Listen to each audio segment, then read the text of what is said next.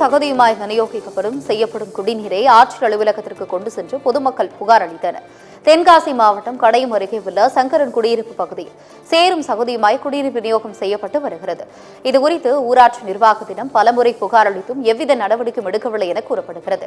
எனவே இது தொடர்பாக நடவடிக்கை எடுக்க கோரிய பகுதியை சேர்ந்த பொதுமக்கள் மாவட்ட ஆட்சியர் அலுவலகத்துக்கு சேரும் சகதியுமாய் காணப்படும் குடிநீரை பாட்டிலில் எடுத்து சென்று புகார் அளித்தனர்.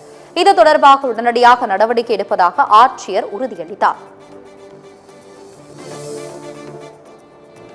எங்கள் ஊரில் தண்ணி ஒரு 4 வருஷமாக இப்படி தான் வந்துக்கிட்டு இருக்குது. இந்த பாருங்கள், இந்த மாதிரி தான் இந்த தண்ணி வந்துக்கிட்டு இருக்குது. இந்த தண்ணியை தான் நாங்கள் குடிக்கிறதுக்கும் யூஸ் பண்ணுறோம், எல்லா இதுக்கும் இதை யூஸ் பண்ணிக்கிட்டு இருக்கோம்.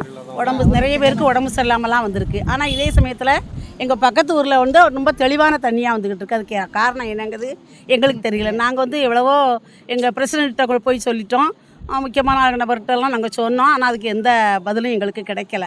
இந்த தண்ணியை குடிச்சு தான் நாங்கள் 4 வருஷமாக எங்கள் ஜனங்கள் வாழ்ந்துக்கிட்டு இருக்கோம். ஆனால் நிறைய பேருக்கு வியாதி வந்துக்கிட்டு இருக்குது. ஆஸ்பத்திரிக்கு போகிறாங்க, கவர்மெண்ட் ஹாஸ்பிட்டலில் போய் தான் ட்ரீட்மெண்ட் எடுக்கக்கூடிய அளவில் எல்லாம் கஷ்டப்பட்ட குடும்பங்கள் தான், வறுமையில் உள்ள குடும்பங்கள் தான். ஆஸ்பத்திரிக்கு ப்ரைவேட்டில் போய் பார்க்க போகிறது கூட வசதி வாய்ப்பு கிடையாது. இதுக்கெல்லாம் ஒரு நல்ல முடிவு கிடைக்கணுங்கிறதுக்காக வேண்டி கலெக்டர் ஆஃபீஸுக்கு வந்திருக்கோம் நாங்கள்.